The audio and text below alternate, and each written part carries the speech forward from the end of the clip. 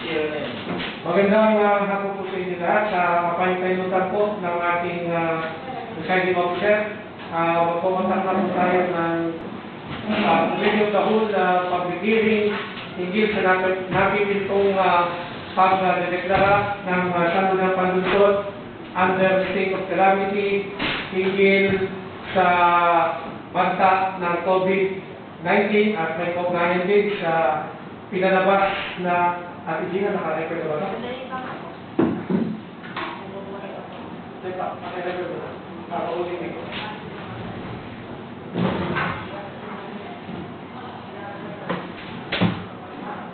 Magandang hapon po sa inyo lahat. Pagman na po natin bubuksan ang committee public hearing hinggil sa pinapalukala ng sangguniang panlunsod sa potensyal na pagdedeklara ng state of calamity, bunsod ng napipintong pinsala na maaaring idulot ng COVID-19 at may kaugnayan din sa pinalabas na kalatas ng ating Office of the President ng Malacanang through Executive Secretary na memo regarding enhanced community quarantine.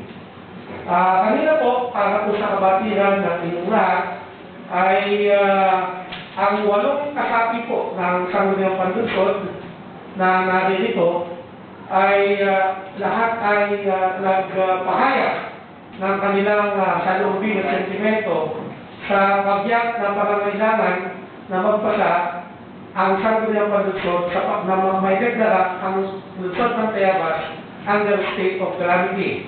Upang sa gayon ay ang katatapos lang na naitaas ng Local Development Council, yung 5 milyon na gugugulin na realignment, ay sa tingin ng sangguniang panlunsod ay posibleng ulangin at tayo naman po ay makakapaglabas na mula sa quick response fund kung mayroong declaration ng state of calamity. At kanina din po ay aming na-discuss na just for reference ang pandalawigan ng sangguniang pandalawigan ng Cavite ay nagpasa din ng state of calamity bago pa man mag-issue ng enhanced quarantine memo ang Malacanang na kung saan sa mga well-assess ay wala naman silang binanggit na there was an endorsement from the local Disaster Risk Management Council na ang sangguniang panlunsod ay magdeklara. So ngayon nga po ay mayroon na pong deklarasyon ng Malacanang at covered dito ay Luzon. At base po dun sa definition ng kalamidad at ang state of calamity at disaster ay mukhang umaakma at sadyang tugmang-tugma na malaki po ang naapektuhan sa ating mga komunidad. Nilarapat po ng sangguniang panlunsod na marinig ang panig ng ilan sa mga ahensya ng pamahalaan na may kaugnayan sa pagtugon sa mga tinatawag na disaster occurrences dito sa lungsod ng Tayabas. At kami po, sa ngalan po ng ating presiding officer at ng bumubuo ng sangguniang panlunsod, ay kami po ay nagpapasalamat at pinaunlakan niyo po ang aming emergency na patawag sa inyo. Bunsod nga po dito sa emergency call na dapat gawin namin. Ang gusto lamang po namin malaman ay mula sa inyo, official na statement at mapa-record for the record sa ating journal kung ano ba ang inyong sentimento sa lubing at official na corroborative statement kung sadyang napapanahon na mag-deklara ng state of calamity. We also received information that the Provincial Disaster Risk Reduction Management have already passed a resolution to be submitted to the sangguniang panlalawigan for the passage of state of calamity for the entire province. Pero kung hindi po matatanda, nung dati ay nagpasa din ng probinsya, ang sangguniang panlunsod ay nagpasa din ng state of calamity. And in this regard, pending copy of that resolution, in our own position, we are indicating the potential declaration of state of calamity. This afternoon, we would like to recognize the presence of the following personality from the Executive Department, Dr. Marquez, Ma'am Irma Ilocario, Engineer Ruel Anyoso, and the Vice Chairman of the NDRRC, Mr. Bernie Pumasca. And at this juncture, we would like to recognize Dr. Marquez to shed light, insights, support, or opposition to the potential declaration of the state of calamity. Dr. Marquez is recognized. Magandang hapon po sa inyo lahat.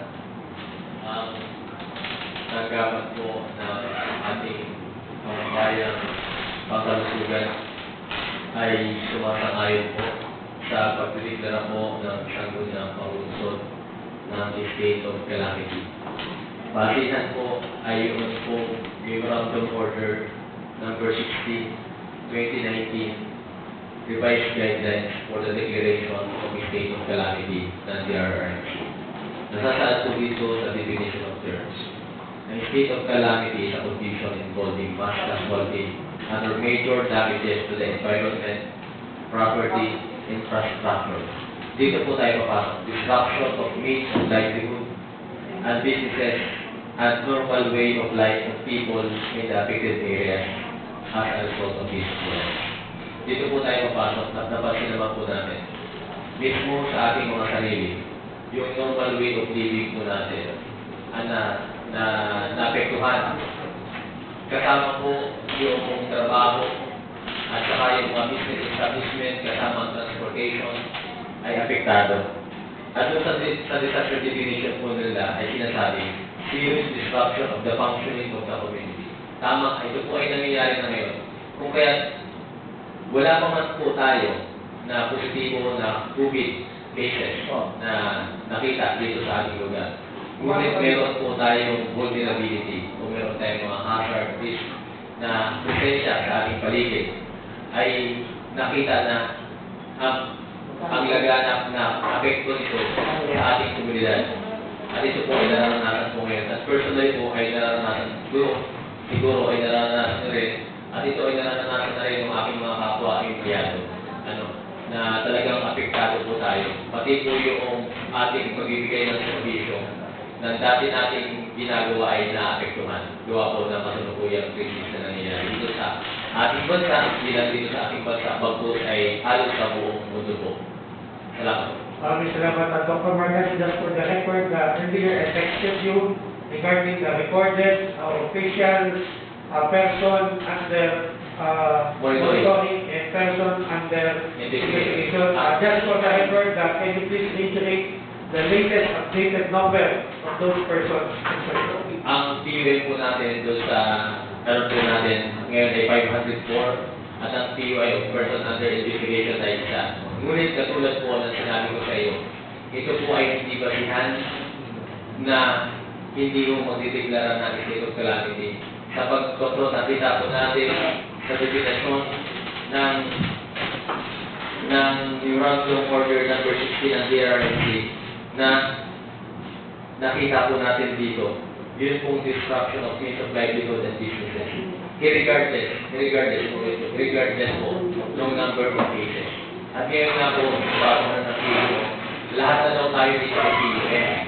Kaya lahat po na magkakaroon ng simptomas ay gagawin ng PUI. Ibig sabihin, wala akong sa numero na ngayon. Nararamdaman po natin, maliwanag na sinasabi. Once na nagkameron ng disruption, doon sa pangkaraniwang ginagawa, pati po sa services sa negosyo, sa lahat, ay pwede na po tayo magdeklara ng calamity.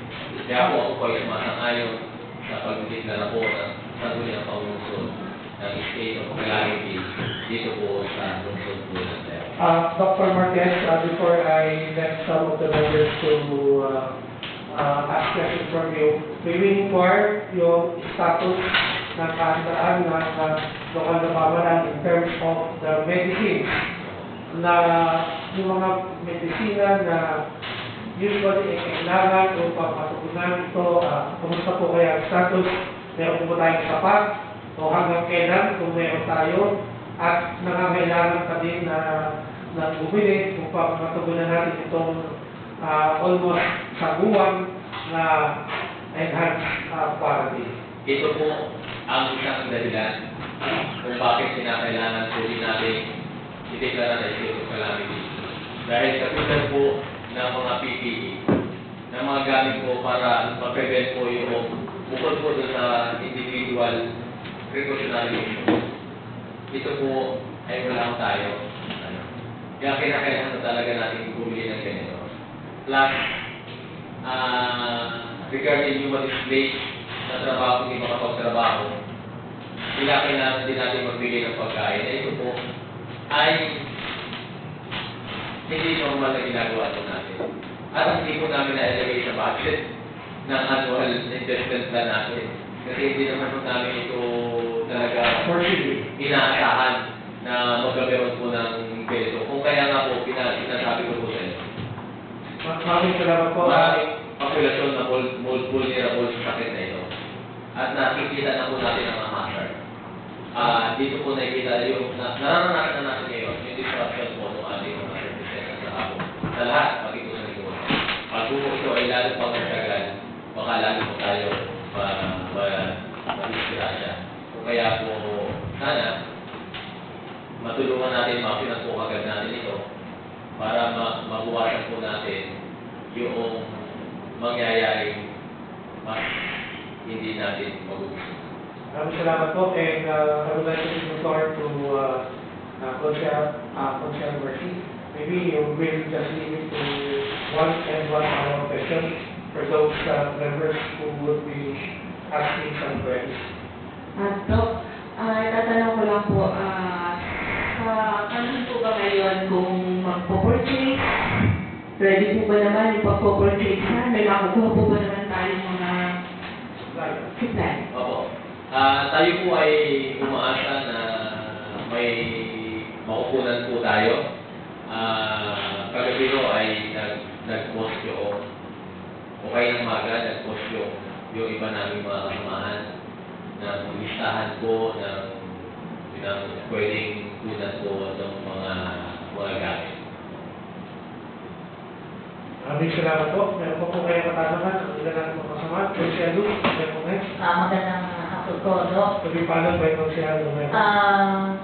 Sakali po, siguro po itong atin ng mga ina-approve na budget ay maganda po siguro na mag-advance purchase tayo kung pwede ba yung ganon. And then, hindi na, yung paglalabas naman ito na ating budget ay talagang urgent. Ano po sa tingin po tulad?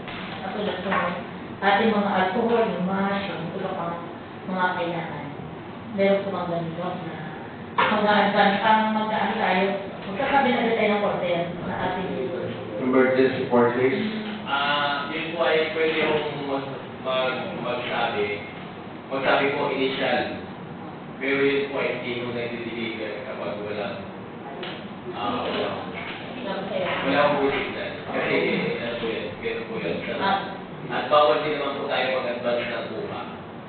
Oo, bawal din po naman. advance po sa pagkasabi lang. Pwede po, advance ng Reservation. Oo, yung reservation natin. Dahil alam naman natin na talagang may i-release tayo. Yun naman po pakikipugnayan sa pagbili ay hindi na po yung aming opisina kasi ito po namang departamento na namamahala sa pag-purchase ng mga gamit po natin. Thank you very much, Consiel Luz, and just for the record, we'll try to acknowledge the presence of our General Officer. My apology, Vice Mayor, I was not able to notice you that you're around. No problem, sir. But I secure the approval of our Vice Mayor to conduct for this committee meeting. Consider Dino is recommended. Thank you, Councilor Amigo. Doc, Yes, maraming nagsasabi na with all these legitimate flyers, maraming nagsasabi na wala na raw dito kita, wala na gano'n.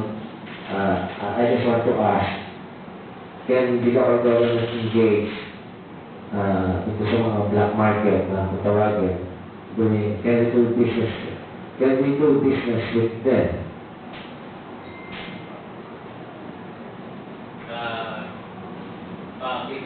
Paki-define po yung black market. Ito walang kakulan ng face mask, walang kakulan ng alcohol. Tapos, may lalabas na tao nito, will talk to me, will talk to somebody, kami meron kami, ganito. Black market daw sila. I cannot really define what black market is. Pero sila yung black market. Therefore, I am inquiring, can a local government engage with black market, can we do business with them? Personally, sa akin, kung yan po ay legal market, hindi siya legitimate market, ay hindi po ako nakikipag-transact sa mga ganun. At i-encourage ko, Meaning we cannot do business with them. yes, Kahit ako talagang sila lang ang pwede makunan natin. hindi ko pwede kasi parang tayo po ay gobyerno. Hindi ko tayo dapat nagtutuligate ng mga legal. Black market, hindi illegal. Pag sinabi siguro black market, I cannot say that black market is illegal. Yun nga po yung tinatanong ko kanina, paki-define ano po bang ibig sabihin ng black market. Kaya niyo po, mag-research ako what really black market is. Kasi kailangan po Kasi tinun ko lang din po eh. basta po ang sa akin, at kung sakali po, yan po kasi ay meron talagang ceiling or ceiling prices ang bawat item. Yan po ay susundin po natin. Oh yes, Hindi po ibig sabihin, yes, we are on this state ng calamity, ay tayo ay pagsasamantalahan ng kumpanya na sobrang taas, ay baka po kasabihan po noong unang panahon sa nangyari sa Pilipinas, ay bubukol po yan, ay baka po tayo naman itamaan. Hindi naman po dapat gano'n. Kailangan natin, pero dapat sa tama pa rin. Halimbawa po na if we are willing to engage sa black market, I'm not saying that if we engage with them, we have to tolerate. Alam naman natin kung tayo pinagsasamantalahan o hindi. Ang tinitingnan ko dito, worst comes to worst, at sabihin talaga na kapag mag-isang wala pa tayo napaparke, and this is the only market, the black one, na pwede makapag-provide sa akin. Ang media po ay isang sangay ng ating gobyerno na siya po ang namamahala po dito. Pero ako po, in my personal opinion, kung ito po ay magbabalidate sa mga umiiral ng batas, lalo na po sa disbursement, procurement law, ay ako po ay hindi po sumasang-ayon sa ito. Okay, louder and clear, Dr. Maraming salamat po. That is all, Chair. Salamat po. Meron po pong katanungan kung wala po ay... Sandali pa, malawalang galan na po. Yes po. Kanina po, Dok, ako'y umatay ng provincial meet sa Queen Margaret. Meron lang po isang aspeto doon na nakaalarma sa akin dahil pinag-iisipan ng provincial yung kanilang building sa Quezon, malapit sa Quezon Science High School. Sa isa pang tapat ng Max, meron silang isang building doon na hindi ginagamit. And it was stated to me by the good gentleman, P.A. Gaho.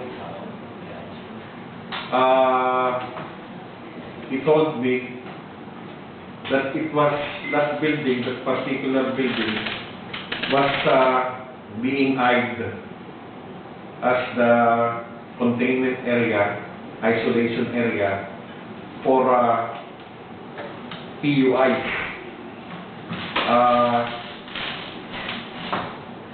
Categorically, it was explained to us that PUIs are now categorized into its seriousness.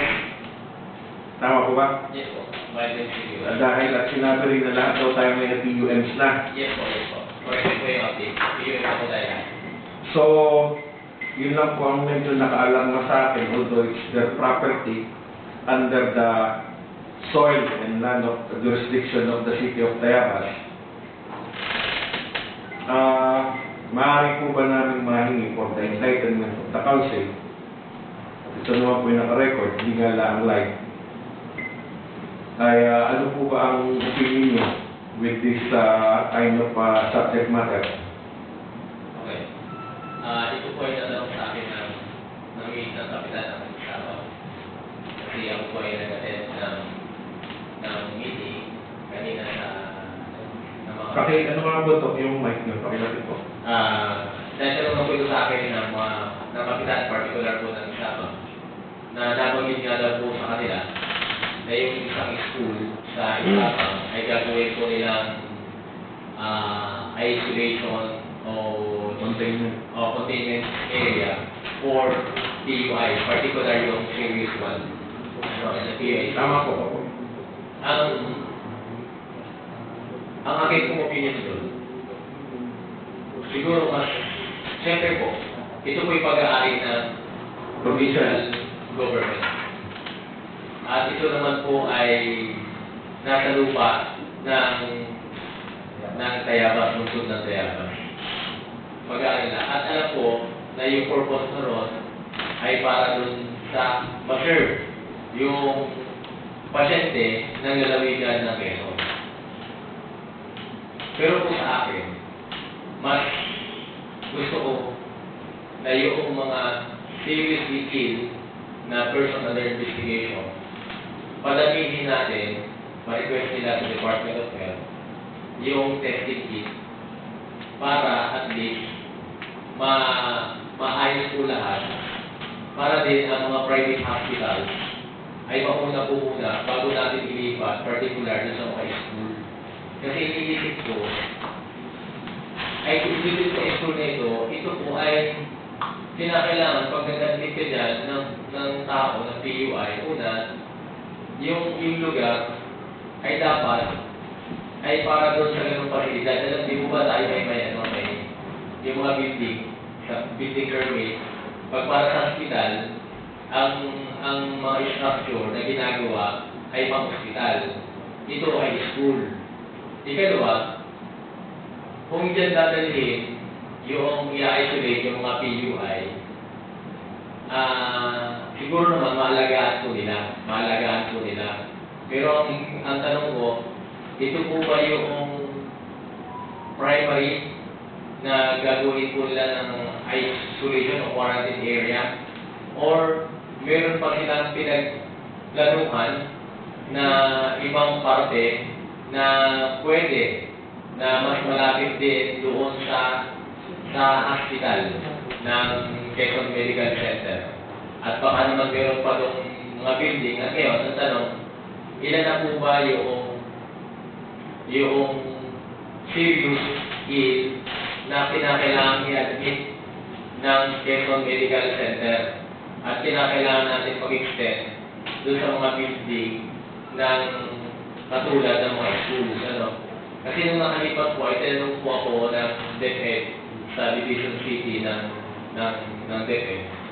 Sabi ko, ako ay mas hindi ko priority na gawing quarantine area yung lugar ng school. Yun po ay kukunin natin ng school kung talagang wala na tayong ibang building na pwedeng gawing quarantine area. Yun po yung aking sinabi sa doktor po ng school nung kami po ay magkausap sa panahon po ng pakikipag-usap namin doon sa mga school personnel po. At ito po ay representante doon pong doktor po ng ating division. Yun po yung opinion ko. Baka po meron pa namang silang ibang lugar na pwede bago isa lang alang yun pong school. Baka may iba pang building na pwede maliban po doon sa school.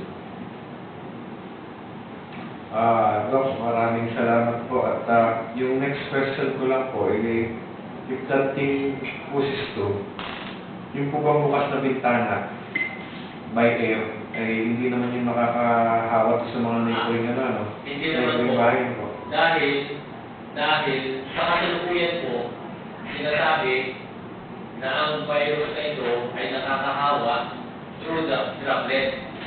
Dahil ito nga po ay bago eh.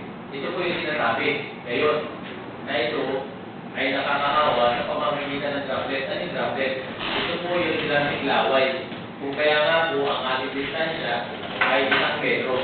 Hindi po sinasabi ngayon na ito po ay airborne. Maliban na lamang, baka sa pagdating ng panahon, kung magkaroon ng development, kasi ito pong virus na ito ay bago, kaya novel. Bago po siya, 2019 na siya na-discover. Ngayon, sinasabi po na ang hawak po nito ay yung droplet, hindi airborne. Pero hindi po natin alam sa mga susunod na panahon o katutuklasan na ito ay naililipat through airborne. Pero ngayon po ay droplet pa lang po siya. Gaganon po, maraming po salamat sa inputs ninyo, Dr. Marquez, dahil naalam na lang po ako kanina dahil ako yung parang na-single out doon sa lahat ng LDs na doon na nilapitan ako together with isang tebasin. Kaya naalam mo po ako doon, kaya hindi na sana ako harap nito. Kaya po pinilit ko pong tanong sa inyo. Yun na po ay plano ng provincial government. Siyempre kanila po yung building. Pero sa akin po ay baka naman, mayroon pa silang building na alternative bukod po dun sa school. At para po malililig ka problema, mas malapit din po sa hospital. Kasi usually po ang inaasip natin ay ito mga serious healing na pasyente. Ay kung ito ay mag-toxic, ang layo po ng Quezon Medical sa Isabang. Ano po, kung titingnan po natin. Sana makita po nila yun. O baka naman po pwede, may mga private hospital naman tayong malalaki, baka pwede madagdagan yung halapit na route for serious disease na PUI po natin. Plus, madagdagan din po, yun po ating mga testing kit para mabilis po yung alam natin ang diagnosis. Ito ba yung COVID o ito ay hindi COVID? Para mabilis po yung ating. Yun po ang ating suggestion sa kanila. Maraming salamat po at Ginoong Taga-Dr. Doc, maraming Salamat po. Thank you very much. Before I recognize Councilor Jerry, thank you very much, Mr. Presiding Officer. This is just for the record po. Kanina po, wala lang po akong internet. May nakita po yung ako, bago po ako umalis, na from who, yung sa Facebook, na since nasabi yung open, ay na daw po ito, may 5 days na airborne. Mamaya po forward sa ELA. Kung ito po ay To check the veracity. Kung ito po ay totoo, hindi ko pa po kasi nababasa. Kung ito po ay airborne, di ba nahanangin po dyan? Ito. Hindi ko po na napapanood yung at nakalagay naman doon ay from the news. Pero I will be forwarding that definitely. Kasi po, kailangan po natin verify. Kaya nga po sinabi ko sa iyo kung you are the authority to check the veracity. Okay, salamat po. Councilor Jerry, and after Councilor Jerry, we will recognize Before Councilor Jerry, Okay. ikaw ko lang po sa talaga. Okay. Ako po yung nakikiusap na tayo po yung fast-pacing na lang muna. Kasi, first things first, may mga ipapasa tayo. Time is running out. Thank you. Thank you very much, Councilor Jerry. Councilor Jerry. Opo, yun po yung talagang sasabihin ko rin na sana magkano ba yung pinag-uusapan natin na magiging part ng ating ibabudget for magiging bunga ng ating state of calamity. Ano po ba yung pera pinag-uusapan natin dito? It's first and second quarter of the quick response. I mean, Magkano supposed to be? Sa DRR po, para po masabi natin kayo, alin po yung mga specific na talagang kailangan bilhin at may gawa ito ng listahan. Dahil ang tinitingnan po natin dito ay hindi matipid ng purpose na ito ay state of calamity, emergency purchase, malaman natin sa bibili, na ito ay hindi nadadaan sa bidding, na ito ay mayroon ng target supplier, at nang sa ganyan, pagkapupong natin dito, sigurado naman din kayo pasa at bibili ko kayo pasa within this session, ay yun po yung ating kailangan datos. Paano po ba? Magkano po yung idea ng magiging sa ating pong budget? Quick response ay quick response fund ay ito po ay may tipo plus or minus 1096 something po ang 30%. Pero at this level, may we recognize the vice chair, the head of the NDRT. Yes. We call you respect, Dr. Marquez. Ito po yung ating quick response fund. 10,963,710. Ito po yung ating... Okay, yun lang po naman. At sa 10 million, quick response, ito po ay pwedeng ma-release lahat or first, second quarter ang ating pagbabasahan dito. First and second quarter. So sa 10 million, it's more or less 5 million. Tama pa yung 5.8 million. Sa 5.8 million, ang medical supplies, ang gamot, ang medical kits o ano ay magkano po yung halimbawa na mapapapunta dito kayo? Ang alam ko po ay ito ay pambili ng foods sa food and other at ito po yung pinag-usapan po. Kung yun po ang nakalista dito ay particular sa medical kit, particular sa gamot, particular sa mga alcohol, particular sa ano, kasama rin po ba yun doon? Hindi po. kasama yun, plus wala pa pong... Kasi wala pa po kailan. So kung sa idea po natin ng 4 or 6 million, ito po ay may pa siya at sinusuportahan naman ng buong sangguniang members. So, part of the expediency o yung pagiging emergency purchase nito, wala naman po proseso ito ng bidding. So, ang kailangan po nito ay ang siguradong listahan ng pamimiging ng foods at sigurado kits or medicine at yung contact para po doon sa volume na bibilhin at para po doon sa pangangailangan na ito ay ma-serve at the very short period of time. Dapat gawa po na ang mamamahala po nito ay ang cash. Meaning po ay ang ating pinag-usapang budget dito ay 5.8 million. More or less po. More or less. Gawa po na ang pinag-ari po ni na 10.9 na makakulang ang palusan. Kaya na po ay ito po yung ginagawa natin.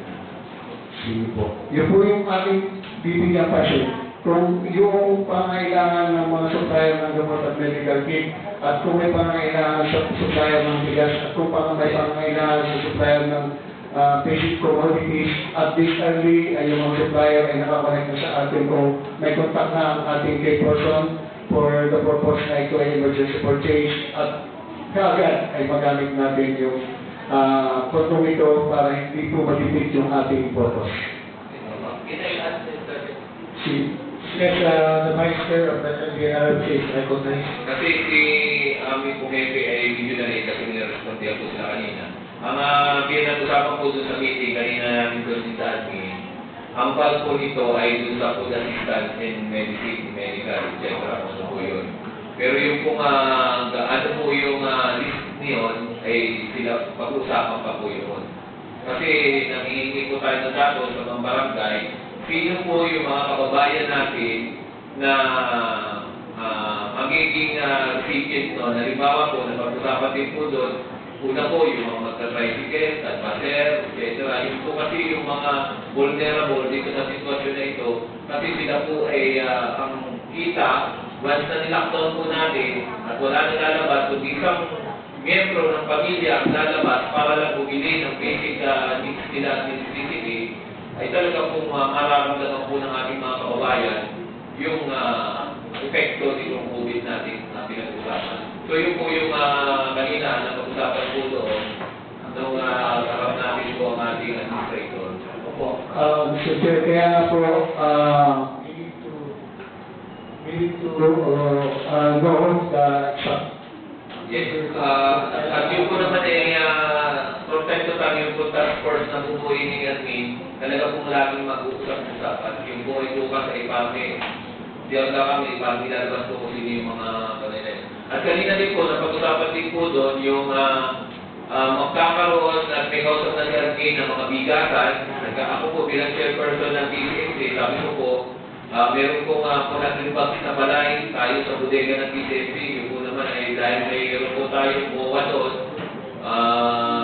may MOU tayo sa PCMC, saka dito sa Balilo, yun po, kaya sabi po niya kanina ay standby naman po yung mga ganyan. So, sir, yun po yung aking tinitingnan punto. At this early, ay meron na tayong nakausap para once na dumating yung budget, nandiyan mo. Opo. Okay, thank you very much. Dahil po, sige po, Considerable Mercy. Ako po may tatanong. Halimbawa po kasi, nakikita ko po kasi, halimbawa, nagkuha yung mga barangay ng mga tao, ng mga kung sino po yung mga recipient. How about po yung mga hindi po pala nakasama na talagang kita naman natin na kailangan receive? Yung po ganong scenario ay talagang yung po ay responsibilidad ng ating barangay. Kasi wala po naman tayong kakayahan na bababa din tayo doon sapagkat para magbubinay pa natin yung barangay na nagpapatuo doon unless na meron po talagang kita-kita natin hindi sila sinama. So yun po yung ating Yun na nga po yung concern ko. Paano nga po yung mga case na gano'n? Anong magagawa natin doon? Mr. Chairman, Yes, Councilor Dino. dadagdag ng office na concerning ko siya na Mercy. May katotohanan kasi sinasabi ni Gonzalo Mercy. At ito po yung nangyari na maraming beses na. Katulad po ng calamity. Nagbigay tayo sa mga magsasaka, sa mga farmers, at buong pagtitiwala, ang naman ng pamahalaan na napalis na lahat. Hanggang sa punto na ako pa makakabigay ng calamity fund, nakapila na sa office of the mayor at bakit hindi daw po sila nakasama. Ito naman po, we are talking about the possible declaration of state of calamity in the city of Tayabas. And upon doing so, nagpunta naman ang calamity fund ng barangay. At parang pinag-uusapan doon, ang atin is to augment doon sa barangay. Di ba? kanina po Let me finish first, Mr. Masta. Katulad po na napag-usapan kanina sa Local Development Council, meron sila sa Riles, barangay. Siya tayo mag-augment na doon sa kanila. Otherwise, para saan tayo yung kanilang pondo, pagtutulungan lang, augmentation yung sa atin. Ang sinasabi ko dito, sa punto ni Gonzalo Mercy, hindi niya lang kailangan ng todo, ano ba ang pwedeng gawin ng pamahalang lokal na hindi na maulit yung ganito? Kasi sinabi, no, Mr. Masta, hindi naman tayo para iparpas ang otoridad ng barangay after all, they have their own autonomy. Totoo naman yun. Ano magagawa? Ikaw lokal. Ba't tayo may pakipag-usap ng mga maigil sa mga bawat kapitan? After all, ikaroon natin ang pangulo ng mga kapitan. Hindi ko ba naman? Ay, kaya siya binabalpas natin ngayon. Ang gusto lang natin ngayon ay for the PKB to reassure sa local government na gagawin niya in his capacity as a president na kausapin itong mga kapitan na wag na politikahin pa ang mga ganitong bagay. Sa ganitong mga pagkakataon, one Tayabas ang mga pinag-uusapan ko. One for all and all for one. Tama po kayo. Di ba? Yun lang naman. O yung mga asat, o naniniwala na that is very loud and very clear sa ating PKB President. Thank you, Mr. Chairman. Thank you very much. May we hear some notes and remarks from our good friend, Honorable P.A. Wick Credit.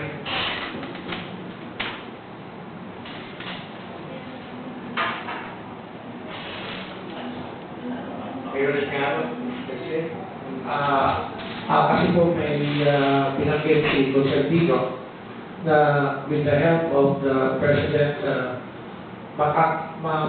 maipararating po natin sa mga kapitan na ang unahin talaga ay yung mga kababayan at kapamilya natin na sadyang nangangailangan. Ang kanyang sinabi po ni Constantino ay sa inyong pamamagitan ay maipararating ito at mauulit sa mga kapitan na gano'n na gawing pamantayan. sorry po. Mahina po ay nagkamiran po ng asawa ng ating planning. Ito nga po ay tungkol sa pag-program natin. Sa 5.5 million. At napag-usapan nga po ang ating pag-discussion na unahin muna ang sa barangay. Sa akin po lang ay makakahigay sa dalawa na pamahalaan. Yan po ang narinig ko doon. At yun po naman ay talagang sa katotohanan po, talaga muna ang calamity ng barangay. Yan po ay lagi na. At narinig ko nga po ang ating WD officer na si Ma'am Herma. Yan po ay yan na po ang yan po ang katotohanan. Bago humingi mo sa lokal na pamahalaan, po muna pundo ng barangay ang gagamitin. Mr. Chair, Pangulong Keano, ang isang pangulong ina-address natin dito, according to Councilor Garcia Reyes, papaano naman daw po yung ibang naiiwan sa kabarangay hindi napapalista, samantalang talagang deserving to receive, ano po, kung ano man yung pwedeng naitulong ng lokal na pamahalaan. Ang sabi ko po, Pangulo, nandito ang ating Pangulo ng ABC. And through the PKP President, tayo po'y aapila sa lahat ng kapitan dahil hindi naman, we cannot deny na yung sinasabi ni Kutsiyala kasi ay talagang nangyayari. At ako po sa pagkibigay ng calamity fund, wala yung pinka ito dito, di ba? Ang nakaraan. Calamity fund, pero nyo ay namimigay na kami, haba ng pila. And yet, marami pa palang naiiwan, kaya sila alaman, ganun pa sa pamilya nila si Kapitan ganito, si ganyan, eh di sila lista. Tayo pinaapila sa lahat ng kapitan sa pamamagitan ng ABC President with all your diplomacy, gagamitin natin ito, mga tayo kapitan, sana naman sa mga pagkakataong ito, naiisa naman ang laban natin against COVID-19, tayo po'y magkaisa. One for all and all for one.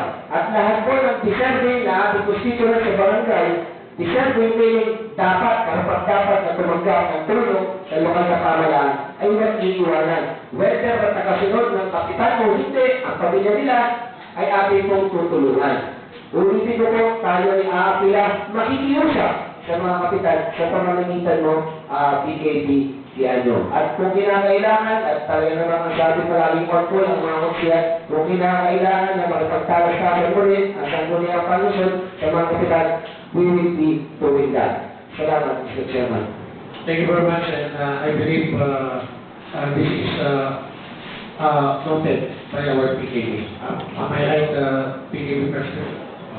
Salamat po. At this juncture, may we hear some brief remarks from LDRC Chairman and Ma'am Irma of your insights, comments, suggestions, support for your support to this measure of passing state of calamity. But before that, let me acknowledge the message of Madam Cecil, our GSO. Siya po ay nakauwi na. Subalit tinawagan ko po at sabi ko ay kailangan may konting paglilinaw lang sa proseso ng purchasing when it comes to Calamity Fund, kahit po siya umuwi na, ay siya bumalik dito. I love you, Madam. Maraming salamat. Bibigyan po namin kayo ng pagkakataon pagkatapos po ni Madam Irma at ni Engineer Ruel Agnoso. Salamat po. Magandang hapon po sa ating lahat sa bumubuo po ng sanggunian ng Panginoon. Sa tanggapan po ng kagaling ng pag-ipunan at pagkakaunlad, ay kami po ay sumasamo na sana nga ay ideklara na ng sanggunian Panginoon ng state of calamity. Kasi ito naman po ay nadeklara na nga ng national, ay sana po ay i-adapt na rin natin yung pagdedeklara na state of calamity dahil nga dito sa coronavirus. Ano po?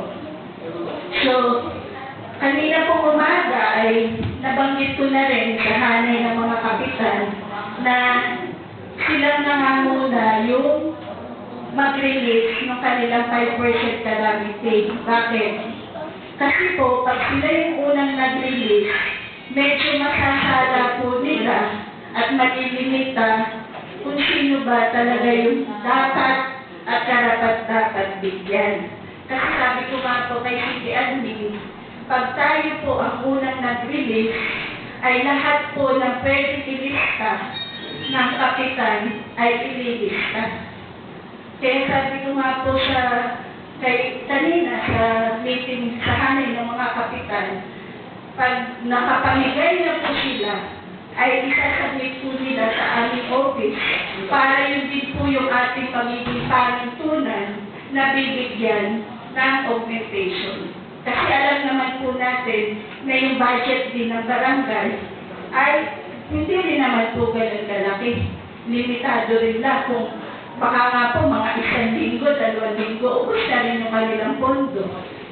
At sa atin naman po, kung first quarter at second quarter, yung ating i-release, di 5 million something lang po, kinikwenta nga po namin, kung 500 pesos sa 23 households is 10 million.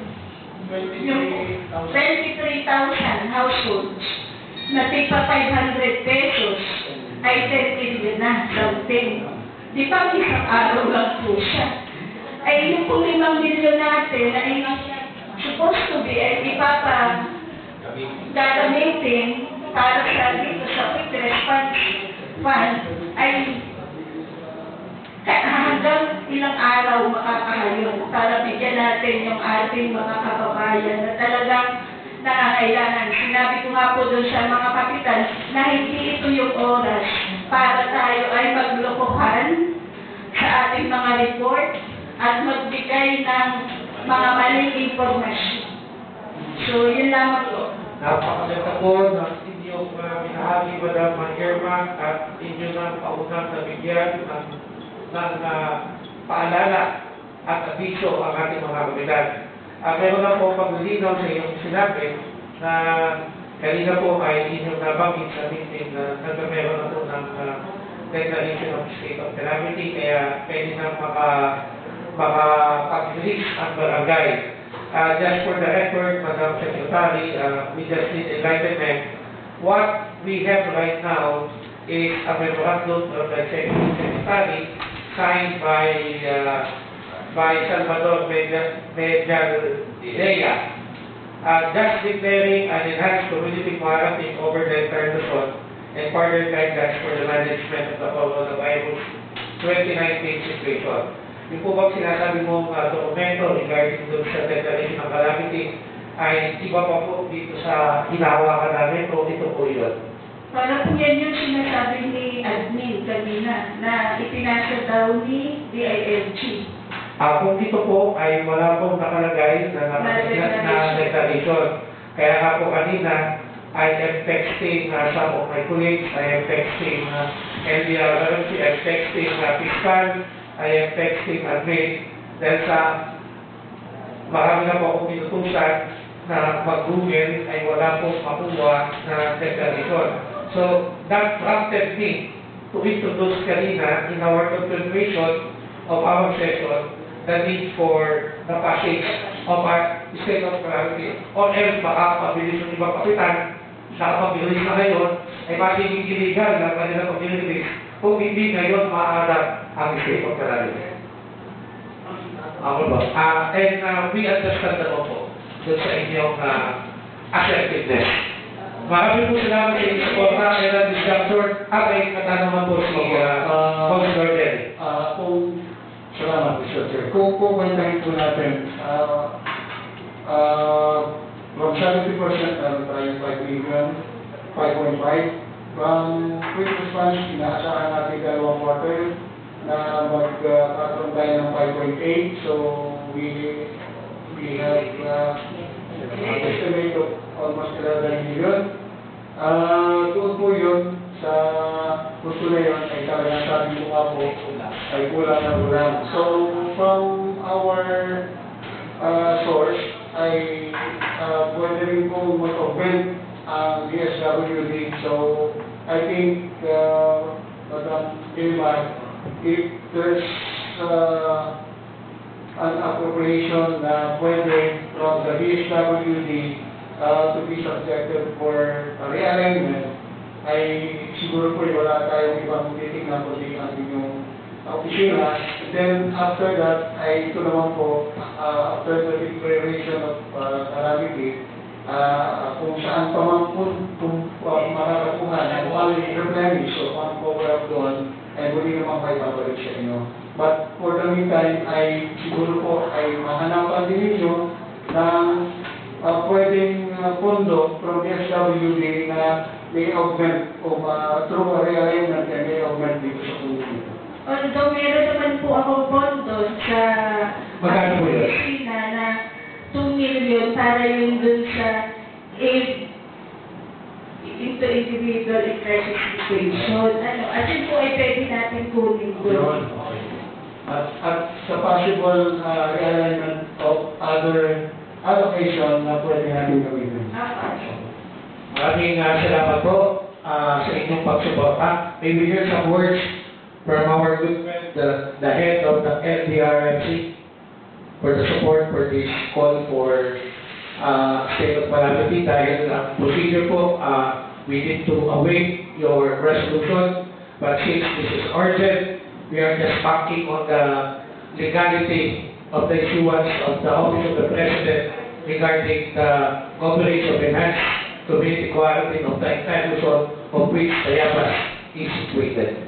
Engineer Ruel Anyoso is recognized, then to be followed by Madam Cecil Potestales. Kami naman po ay sumusuporta sa mga pagkakita ng state of calamity.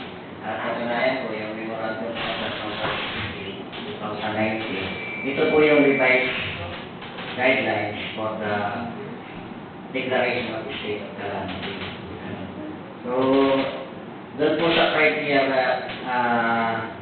ng state of calamity, nabanggit naman po doon yung at least 15% of the forecasted affected population based on science-based projection are in need of emergency assistance. So, ito po yung pinabanggit dito. At least po ay tayo po ngayon ng lahat ay naka-PUN dahil sabihin na tayo po affected sa atin. So, yun lang po naman ang aming Maraming salamat po. Ang aming lang po ay ang aming kauting agam sa potential procedural defect ay masasagot na po ng inyong sinabi, at we just need you will cooperate to what we are planning, and in this regard, maraming salamat at pagpupugay sa inyong mga pagpupunyagin, at sa pagkakataon ito, pinibigyan po namin ng pagkakataon si Madam Cecil dahil may ilang katanungan ang ating mga kasamahan hingil sa magiging proseso. Maraming salamat po sa mga nauna naming mga guests. Engineer Well, my classmate, batchmate Bernie, Madam Irma, and Dr. Marquez, in behalf of Presiding Officer, Dr. Sagunian, maraming salamat po sa inyong lahat. Councilor Jerry, excuse me, I think you have question for Madam Cecil. that prompted me to request her presence. May we hear some opening statement from Madam Cecil, give us in a brief overview the process of disbursement and procurement kapag ang budget po ay magagaling sa Calamity Fund. Magandang hapon po kami sa ating lahat, sa ating pong vice mayor, sa ating mga konsenyal at sa lahat po na nandito ngayon. Hindi na po, didiretso na ako. Kapag po ito ay galing sa ating Calamity Fund, i-trust ang ating Calamity Fund, ito lang po i-PPR, sabay-sabay siya. Gagawa ng purchase request, pagkasabi po sa akin ng purchase request, nagkaroon na diretso na siya purchase order. And then, yung inspection acceptance, pwede po siyang sabay-sabay sa isang araw update. So, ganun po siya kabilis. Wala po siyang costing sa ticket, wala tayong kailangan bilangin na araw.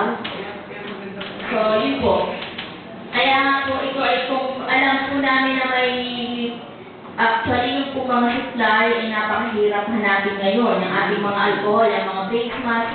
Kami po ay may group chat ng aming mga kasama kong GSO. Lahat ay yun ang pinag-uusapan ng lahat ng bayan dito sa Quezon. Kasi lahat kami nagtatanungan kung saan bibili. May mga pera nga, lahat po ay may perang pambili pero walang mabili. At kung may makukuha ka naman, ay sobrang mahal. Yun daw po yung thermal scanner, yung isang supplier ay kausap ko, ay kung may makukuha ka ay 15,000 ang isa.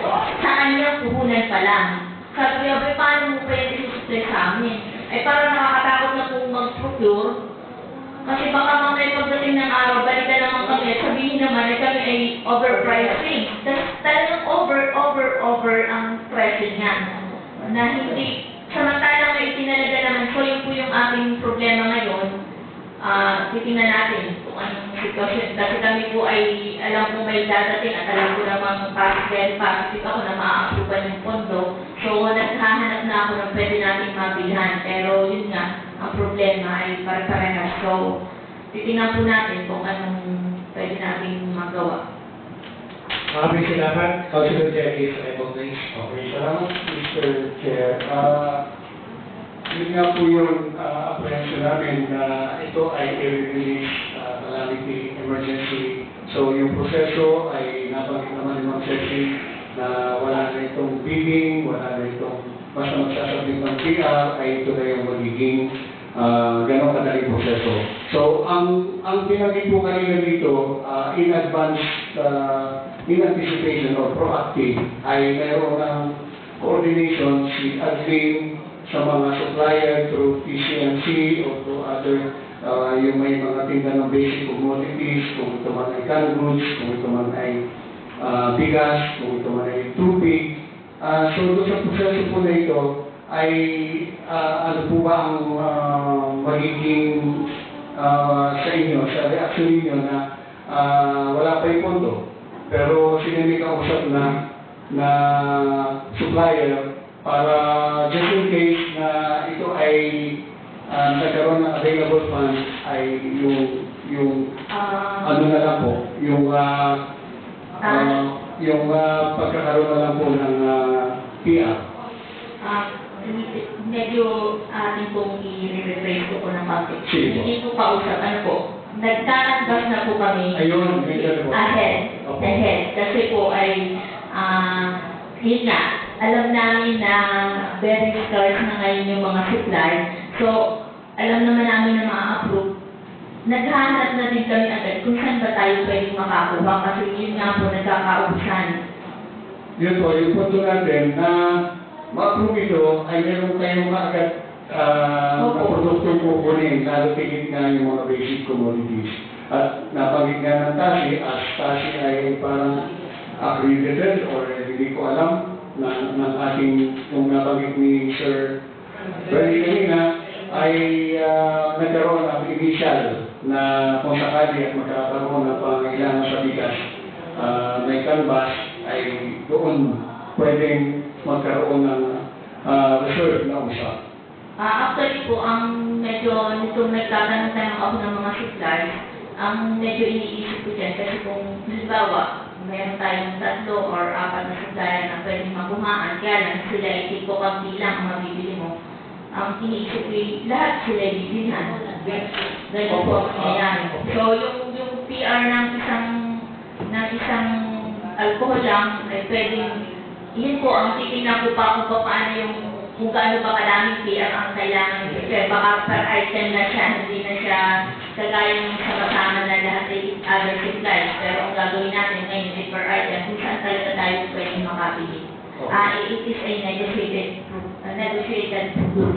Ibig sabihin po, wala kaming pang inaasahan because you're all under the executive branch. So, tinitingnan namin na kayo mismo doon sa proseso na ito na hindi matipid ang purpose ng pagiging emergency fund dito na makuha agad natin at sa lalong madaling panahon kung ano yung kailangan ng pangangailangan ng ating mga tao. Opo. Basta lang po yung available yung item. Titilitin po natin makahanap at yun nga, kailangan ng lahat. Yun na po, yung advance listing ng mga kailangan ay siguro this early ay maunay na po natin. Okay po. At doon po, tinatawag tayong social distancing, ay di may issue din dun sa posibleng how it will be distributed. Ano po, doon sa mga recipient. Ang practice po natin ay nagsasama-sama sila, kaya posibleng may iba ang proseso ng distribution. At kung sakasakali po magkakameron ng ganon, ay handa naman po ang Sangguniang Panlunsod at willing sila na sumama po sa ikot-ikot o sakasakaling mamimigay ng mga relief goods sa ating mga kababayan. At isuwan na po kami, kung kami po yung available, ay handa po namin itaya ang aming buhay upang makarating sa ating mga kababayan ang mga tulong na ibibigay ng lokal na pamahalaan. Ang amin lang po ay sana po kami ma-appreciate. Noted po. Makakarating po sa kinahukulan. Okay. Hindi po related dun sa kanilang mga katanungan, hindi po ng comment na kabisyon. Gusto ko lang po ikagaya sa magdalay po katatanong sa ating CSO na yung pong ating task force sa city response team ay ipupuno man yata yung membro o hindi ko alam yung membro ang ating task force ay sana po sa health department po natin katulad kung binagay po ng isa na yung pong ating mga responder sa health department kung nangangailangan po ng ating servisyo ng vehikulo ay sana po ay maging maluwag tayo sa pag-assign ng ating mga vehikulo. Kanina pong umaga ako nagkaroon din na after the meeting sa city administrator, nag-emergency meeting ako sa aking mga staff at sa lahat po ng ating. So, i-inform ko na lang po kayo. Lahat po ng aking nasa opisina ay meron silang kabali-bali. So, yung hindi lahat ng job order ay papasok, alternate lang sila kasi para ma-minimize yung lalabas ng bahay. Sabi ko, hindi ibig sabihin ay kaya kayo ay hindi pa papasukin ay dahil hindi namin kailangan ng inyong servisyo. Kaya pag namin kayo mag-alternate ay dahil sumusunod tayo dun sa sinasabi ng Pangulo na kinakailangan ay stay at home. Naka-quarantine lahat, yun ang advice. So, yun po. Ngayon po, lahat po ng ating garbage collector ay diretsong papasok. Walang absent. Diretso kasi kailangan naman yung servisyo nila, hindi natin pwede ipili. Lahat po ng security guard ay papasok. Lahat po ng ating utility ay papasok para maglinis ang ating kapaligiran dahil ngayon na nga po natin mas kailangan yung palinisan. Ngayon po, binigyan po ng instruction ng ating mga driver na at this point ay pinapayagan po sila na hindi garahe ang ating lahat ng sasakyan sa ating kasi po yan po ay talagang ang parating yan ay ginagarahan ng ang lahat ng ating sasakyan pagkatapos nilang gamitin. So ngayon po ay pinapayagan ko sila na iuwi sa kanilang mga tahanan ng mga sasakyan, pero sabi ko lang ang bilin ko lang sa kanya, kinakailangan ay kayo on call. Kasi anytime na kailangan ng mga sasakyan, kailangan makakausap na kayo. Kaya ko yan kaya ko yan pinadadala sa inyo sa bahay ay para hindi na mag-aksaya ng oras sa pagkaundog sa ating garahe. Ngayon, kung yan ay nasa inyo ng mga tahanan, mas mabilis kayong makakaresponde. Lahat po ng ating sasakyan ngayon ay cancel po lahat ng biyahe. Lahat po siya naka-centralize sa DSO. So, kung kailangan po ng sasakyan ay mas madali naman namin na basta po NTEC po. Ang mga guard po ay naka-standby dyan, walang a-access. Lahat sila yung during yung working hours natin ng 8 to 5 nandiyan sila, naka-standby lang sila. Para kung ano man yung kailangan namin sasakyan, nandiyan lang. Maraming salamat po. Baka po ang ating bago po ang ating Presiding Officer ay si Kutsihalan Works po. Magandang umaga po. Hapon. Kumago ka rin. Sabi nga, magandang simula sa umaga. Tatanong ko lang po yung resolution na ginawa na yung pag-sanitation, yung pag-disinfect. Nakarating na po ba yan? Ganito po. Bago pa lang po ang itong COVID na ito, binigyan ko na ng instruction, lahat po ng ating pambilis ngayon ay may disinfectant. Lahat po ng ginagamit nilang pangpunas ng mga lamesa ay may disinfectant ng kalahok ang mga pambilis natin. Yun po. So, alam ko po ay ang market ay nag-disinfectant ng minsan ng araw. Ang mga barangay po ay yung mga kapitan ay may kanya na din. Kaya yung mga school. Hindi pa po kasi naging priority gawa na walang pasok naman ng mga bata. So, inuna po ay itong ating market, itong mga paligid natin.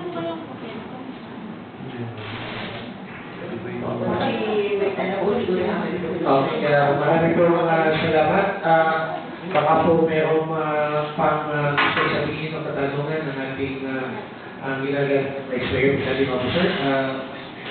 Manny? Maraming salamat po, sir. I have no more question. Maraming salamat po, ma'am. Sa pagkakataon po ito, wala na po kayong ibang katanungan. Just for the record po, tayo po sa committee meeting, kayo po ba ay bilang tagapamulo ng DSO ay buong pusong sumusuporta sa pagdideklara ng State of Calamity ng Luzon at Tayabas. Katulad ng mga pinarating ng mga inibitahan at inanyayahan namin mga hepe ng iba't ibang tumatanong po. Ako po ay 100% ang support na sana po ay ma-approval ninyo ang State of Calamity. Sapagkat wala po kami enough na budget para nga dyan sa mga pang-disinfectant na yan. Napakalawak po ng Tayabas para lang sa regular namin mga gamit. Anyway, kung ito naman po ay matapos ng mas maaga, itong ganitong sitwasyon, hindi naman po maaaksaya ang ating mga bilihin na yan. Magagamit pa rin natin yan later. At dahil po dito, maraming salamat. At sakala po ng Presiding Officer, ang tagapamulo ng whole committee ba, hinggil dito sa committee hearing regarding the possible declaration of state of calamity ay atin na pong tinatapos.